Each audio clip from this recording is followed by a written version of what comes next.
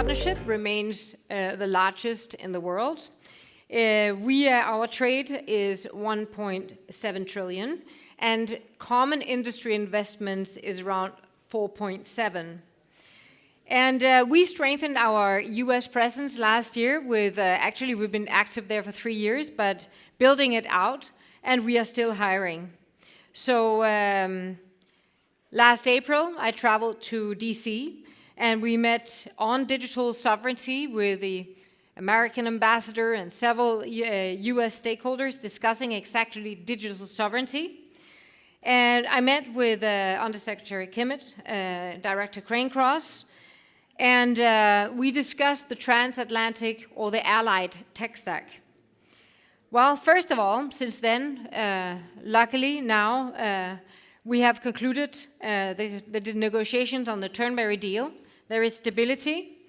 And with that, let me welcome you on stage, the representative in Europe of our biggest traded relationship ever, Ambassador Putzer, the ambassador of US to Europe. Welcome on stage. Thank you, Thank you so much.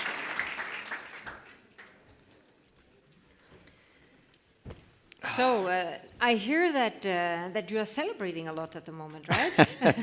We had a great celebration on Sunday of the 250th anniversary of our founding, our Declaration of Independence, which was very influenced, by the way, by the European Enlightenment. The event was pretty spectacular. It was very good. And then yesterday we had a celebration at the European Parliament where we had about 250 people. They told us we wouldn't even get 200, and we did well better than that. So it's been great. It's been we've had a couple of very good celebrations. Yeah, I heard a lot of good things, I would say, and so it's a shame that it doesn't happen more often, having 250 years. Well, it was pretty hard to do this time. But I'm looking forward to next. Maybe we can have the 51st anniversary. So. Listen, first a little bit a question on reflection. You came in with you say you've been in industry, you have had a different background from, I would say, what an ambassador normally has as a diplomat. Could you share a little bit like your reflections on the first years in Europe, and what are your like major kind of takeaways? Well, it's been a real pleasure to be here. I really enjoyed the job. The president told me I would love this job when he asked me to do it. I wasn't so sure, but he was right. I do love the job. It's a pleasure to be here. It's wonderful people to work with. We've been able to do a lot. I've learned a lot. A couple of things I learned when I got here was that I thought I would be advocating very strongly that Europe needed to take a stronger position with respect to China.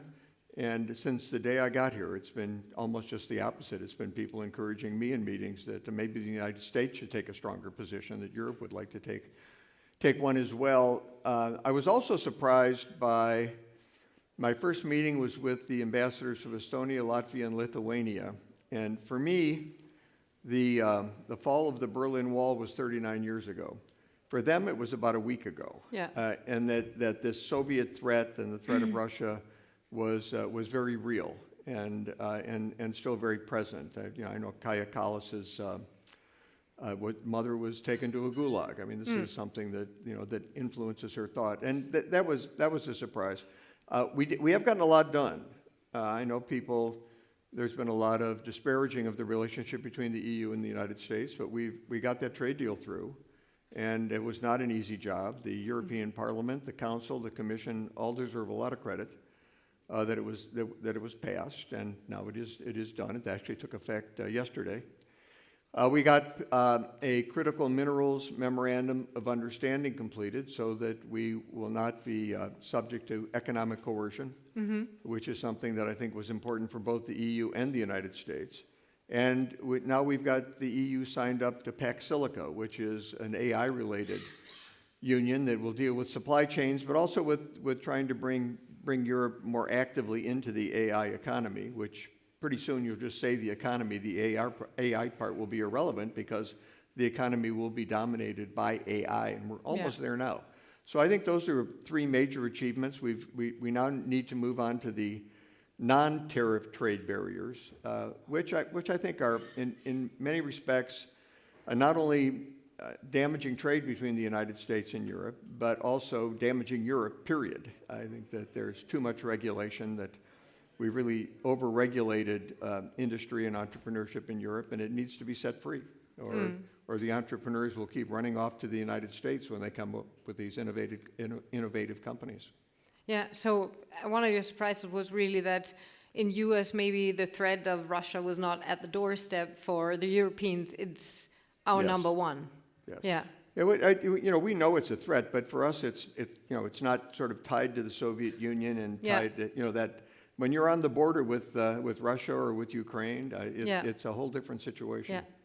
And true, there's been a lot of progress, the trade deal, Pax Silica, etc. So, and we actually also revoked this AI diffusion that was actually from the previous administration on restrictions on these very advanced microchips for 17 countries, which was also removed in this period. Do you think we talk too little about the successes at the moment? Well, the press certainly talks too little about them. I think that when our relationship it's kind of, I keep using the example of a cappuccino. I don't know why I don't drink cappuccino. But you've got the froth on top, but what you really want is the caffeine. You want to get down to the coffee. And I think too much in the press, they focus on the froth, while at the coffee level, a lot is getting done. I can't imagine in the United States that President Trump would have come back with a trade deal, let's say it's a great trade deal, and the House and the Senate had to pass it, and we would get it done within a year. I don't see that happening, but it happened here. I mean, we agreed to Turnberry in July, and it was a long process. It was very interesting. The government process here is very interesting. There's a lot of votes. Like, first there's the vote as to whether the committee will vote, and then the committee votes, and then the committee votes that the parliament can vote, and then the parliament votes, and then it goes to trilogue, and the trilogue votes, and then when they're done with the trilogue vote, it goes back to the parliament and the council to vote again. I keep saying, isn't this done yet? It seems like you win it at one stage, and there's just always another stage. But it got done, and I think Europe deserves a lot of credit for that. I don't know that could have happened in the U.S. Amazing. Thank you so much. So listen, and of course we have supported it all through the process. Now, mentioning what's on the mind of a lot of people and maybe looking, is it fluff or is it coffee? Is what happened on methods and the export controls on the algorithms. So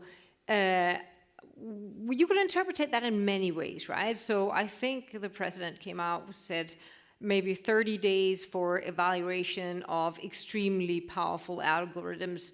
In Europe, we have around 18 months for medical devices to even reach the market, right? So, and he said, okay, it's going to be voluntary, but could you read into this? This is really just checking what do we have in our hands here and making sure that everybody's safe.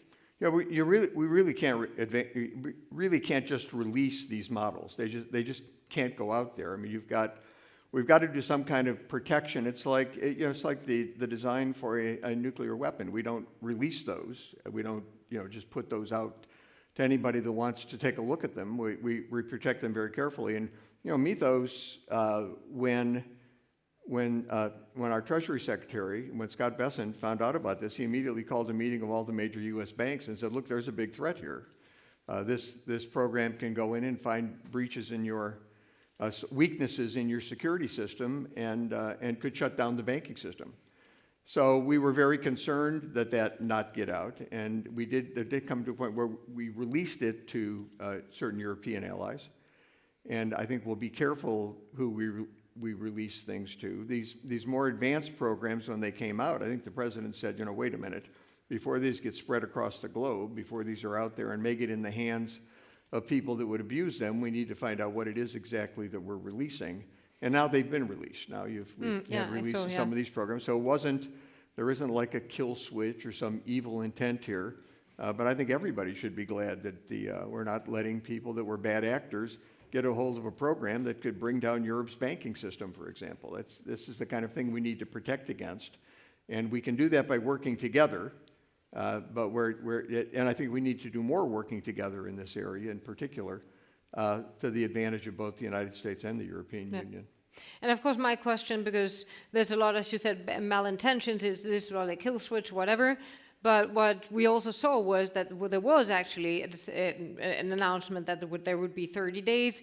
It lasted a bit longer because it was very powerful, but there was a process in place, whereas I don't think we could do this kind of things in 30 days. We have much longer processes for product vetting here. So great, and great. It was opened up again, I think, just before this panel, which is very nice. And so listen, sovereignty, sovereignty, sovereignty. We have a lot of good technologies in Europe, right? We have drones, robotics, energy technologies, connectivity, 5G, 6G, energy technologies that are, heavily used also by the U.S. machinery. That I would say the U.S. is really also using large scale, and the vice versa. Do you think EU right now? We've had the tech sovereignty package. Is it the right intention? Is it the right scope? What's your initial thoughts on this? So it's really very complicated, and I understand the desire for tech sovereignty, but I think maybe it's a concept that would have worked 6 months or a year or 2 years ago. That really doesn't really recognize the current reality. The current reality is that if you want to protect your data and you're worried about a kill switch, I think the way that I would be approaching this, I think a better way to approach this, at least the companies that I've been meeting with tell me that you can do two things. One is you could set up various stacks where you keep your data. So maybe you have a Meta stack, a Google stack, a digitally sovereign stack, a Microsoft stack, so that if one of those stacks is attacked, you've got other options where your data is. Now, perhaps a better way, if they're all attacked, and this is the Hewlett-Packard people that suggested this, is if we join our data, so the data is intermixed, then you avoid anybody coming in with some kind of a kill switch in effect that's built into the system. Now, there are no kill switches that I'm aware of, or that anybody I've spoken to is aware of, that are actually built into the system. But you do have a potential kill switch like Mythos. Mm-hmm. Mythos is a potential kill switch. If it gets into your system, it can find the vulnerabilities in the system. It can then penetrate the system. And so you want to make sure that it doesn't get in the hands of people who would be, let's say, economically coercive or mercantilist. You want it in the hands of people that will share it with you, because Mythos, as an example, could not only find holes in your security system, it can fix the holes in your security system. So it's good to have a partnership with the country that's actually got these advanced models and can work with you to make sure that your systems are as secure as theirs. The danger is that gets in the hands of somebody who's not particularly interested in working together, but is more interested in being, again, economically coercive or mercantilist. But even that becomes irrelevant. And so this is the tech sovereignty. Tech sovereignty isn't going to solve the Mythos problem. But even the Mythos problem becomes irrelevant if we get to quantum AI. Because quantum AI, it does 25,000 years of thinking like in 4 seconds. And even if you have your security in place and everything's perfect and there are no holes because you've had these other systems fix it, it won't matter, because quantum AI will decrypt the codes to get into the system. So it will have your codes. So what you really need in that case is you need post-quantum security, post-quantum cryptography security.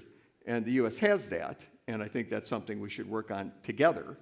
But when you're talking about kill switches and we're going to have digital sovereignty to protect us from that, you're really not focusing on the right things. That's not going to protect you from. There's no kill switch built into the systems to begin with, but even if they were, it's not going to protect you from Mythos. It's not going to protect you from quantum AI. What's going to protect you and us from that is if we work together on these issues. And Europe does have great innovative AI companies. It has great innovative quantum companies. There are some restrictions, some intellectual property restrictions that prevent the EU and the US to share this quantum technology, I think quantum research and quantum technology to the extent I'd like to see, and I think we can work on eliminating that. But I think it's much better if we work together than it is if we're trying to create digital sovereign, approaches to this, because I don't think they'll be in any way effective. So this leads me a little bit to, so Digital Europe quite early on went out and said we need a digital dialogue. And of course, each side is discussing what should be the scope of the digital dialogue. But you just mentioned one of the areas. How can we work together on post-quantum cryptography? How can we work basically on these things that none of us can basically do alone and make sure that we are safe together? Could be one of the areas. So we really support these digital dialogues with a range of issues, cybersecurity, critical technologies. So do you agree that these digital dialogues are needed, and how can we move it forward together? Yeah, so there's two things. One is there's a formal digital dialogue happening, I think it's today, in Washington, D.C., with extensive number of representatives from the U.S. and Brussels. But there are also other discussions going on to try and address the substantive issues that aren't really out there in the spotlight. I think sometimes I have a friend at the commission that I deal with fairly regularly who tells me that sometimes it's easier to deal with substance when we disagree than it is to deal with Brussels politics. And so that if you can kind of keep the substance discussion out of the politics, you can make a lot more progress. And I think we need more of that. Instead of talking at each other, we should do more speaking with each other. And that may require people saying, look, I'm not going to try and get some political gain here. I'm not going to try and get credit for something that happens. I'm going to try and get something done that's for everybody's benefit. And there are discussions like that going on. I hope they continue. Yeah, and what we hope, of course, is also that it's an industry discussion, because we see ourselves as the bridge. We have the interest of basically collaborate on these areas and to have like an industry collaboration in those digital dialogues. So definitely going to tap in there with our expertise. So, I mean, we spoke about this gigantic, collaboration economically that we have both on trade and on investments. Where do you see the biggest opportunities for expanding these common investments? Well, I think the trade agreement is going to make a big difference. I think that it'll be a very positive development for both Europe and the United States. But I think we really need to focus on AI, and I'm hoping that we can focus on it in Europe. You need 5 things to be in the AI economy. You need fuel. You have to have energy.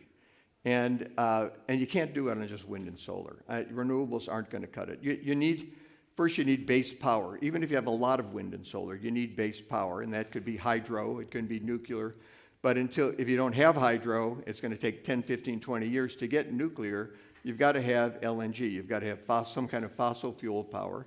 And if you don't have that, one, you can't reindustrialize, because right now you don't have enough energy to reindustrialize. But even if you needed this much energy to reindustrialize, you need this much energy to be in the AI economy and reindustrialize. So we're really talking about a lot of regulations that are in place that were designed to make it difficult. They were designed to make it hard to use fossil fuels, expensive to use fossil fuels, to encourage renewable energy. And you've done that. You've got a lot of renewable energy. Unfortunately, it's not enough to reindustrialize, and it's not enough to participate in the AI economy. So I think a lot of the rules that are limiting energy production, fossil fuel energy production in Europe need to be loosened, because if you need LNG, for example, which is a low carbon burning fossil fuel, if you need it, you don't want it to be expensive to discourage its use. If you need it, you want it to be abundant so it's cheap, so your energy prices come down and you can generate more energy. And you can't make it abundant and try and restrict it by regulations all at the same time. So I think first there's an energy problem, and if Europe's going to have data centers, and you've got about 1,500 data centers, there are 4,000 in the US and 3,000 under construction. If you're going to build data centers outside of Sweden and Finland and places that have hydro and nuclear and the kind of energy sources that can serve as base power, then you're going to need to come up with the turbines that run on LNG, and you're going to need more LNG, and you're going to want the price to come down. Second thing you need is critical minerals, and we do have a critical minerals deal now, so I think that's very positive, and I hope we can move that along. I've had conversations with people at the Commission about the need to have projects, and we all agree, and we're working on projects in that respect. The other three things you need are data centers, data, and you need access to the U.S. AI hardware stack, which is it's advanced well beyond, I think, Europe's ability to catch up before it's too late. So you need either access to the U.S. hardware stack or the Chinese hardware stack. So I would say you have a choice between the free market democracy or the totalitarian, communist, economically coercive mercantilists. And I think the better choice is probably the free market democracy. So if you want, and the companies that can give you access to the data centers who will collect the data and who will give you access to the US AI hardware stack are here. They've been here for decades. They love Europe. They want to grow. It's Meta, it's Google, it's Microsoft, it's HP, it's Amazon. And they come into my office, they come into the embassy, and we sit down in one of the conference rooms, and they'll go, Ambassador, can you please help us? We love Europe. We want to grow in Europe. We want to invest in Europe. We want to bring Europe in with us to this AI economy, but every time we turn around, it's a new regulation or a reinterpretation on an old regulation where they move the goalpost, or they hit us with another $100 million fine. And it's very hard to grow in Europe when you're constantly facing $100 million fines and moving goalposts and new regulations that are constantly coming out. So it makes it very difficult for these companies to bring the AI economy to Europe in the way they would like to bring it to Europe because they feel like they're being regulated off the continent. And I think sometimes there's a lot of talk about competitiveness in Europe, and Europe does need to be more competitive. But I think, if I may, I think a better way to, I think I would talk about economic growth more than I talked about competitiveness, because I think competitiveness can send you in the wrong direction. If you're talking about making European companies more competitive by deregulating, by getting rid of regulations, and encouraging entrepreneurs, encouraging company growth, encouraging companies to move forward, I think that's a good idea. If what they mean by competitiveness is we're going to make other companies from other countries less competitive by regulating them, so they're regulated too, we're going to bring them down to the level of these EU-regulated companies, which will make EU companies more competitive, I think that's misguided, because I don't think it will make EU companies more competitive. I just think it will make all of us less competitive, and because it really doesn't solve the problem. EU companies aren't uncompetitive because US companies are bigger or have this technology. They're uncompetitive because they're overregulated. They go to the United States because they're overregulated. People invest in those companies when they're in the United States because they believe they're going to be very successful companies. They believe there'll be a return on their investment. They don't invest in them here, not because there isn't money here. There's plenty of money here. They don't invest in them here because they think they're going to hit that shelf where all of a sudden you're a new innovative company and you need an army of attorneys to get to here. And you only can have an army of attorneys if you're a big company already and have the money. And that's not just something I'm saying. The CEO of Mistral had a long piece in X. If you ever, I think his last name's Mensch. Yeah. Is that correct? It seems like a really smart young guy. But he had a piece in X that talked about how he had ASML to finance him, which made a big difference. But not everybody has that. And so if you hit this barrier where you can't get any bigger here, what do? Well, you go where you can get bigger. You can go to the United States, where their regulation is less. If they believe in your idea, they'll invest in you because they think you've got a chance to succeed. And so companies go to the U.S. I was in Cyprus when they took over the presidency, and the president of Cyprus said, I just went to New York, I just went to San Francisco, I went to Silicon Valley, I went to Houston, I talked to people at all the big tech companies, and everybody I talked to was a European. And I think that's true. I think the talent's here, I think the energy's here, I think Europe can do tremendous things. Europe is behind in AI. They can partner with us. We can help catch them up. We can work this together and make sure that we preserve Western culture, because whoever wins the AI war wins. They win culturally, they win economically, they win militarily. You win the AI war, you win. And so I think it's important that we come together and try and win as a group. So in maybe a that can be partnership. the tagline of the new digital dialogues, right? How to win together, the AI game together, right?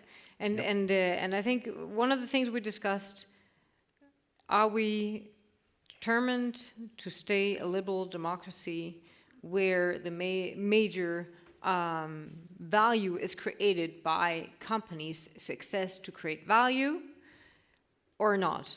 And I think you just confirmed today an attitude of what's good for you is good for me is better than what's good for you is not good for me. Yeah, we're so tied together. There was another. It's going to sound like I'm on X too much, and maybe I am. But the CEO of ASML also had an interview where he talked about tech sovereignty. And one of the things he said was it's very difficult to talk about tech sovereignty because we are so, our economies, when you get below the froth, our economies are so intertwined. I mean, talk to people from Ericsson, talk to people from Siemens, and you'll find out that there is no way to be technologically or from a manufacturing perspective completely independent. We've had this intermingling going on for 5, 6, 7, 8 decades, and you really can't bust it up. So let's stop talking about that and start talking about how we can work together and partner and try and make sure that Western civilization prevails in this fight, because that's what's at stake, and we shouldn't ignore that. Dear Mr. Ambassador, I started the Masters of Digital by saying, whoever has the most superior technology will prevail. I believe in it, and I hope that we will have it together. Thank you so much for coming here, and thank you for spending time with us. Thank you, Cecilia.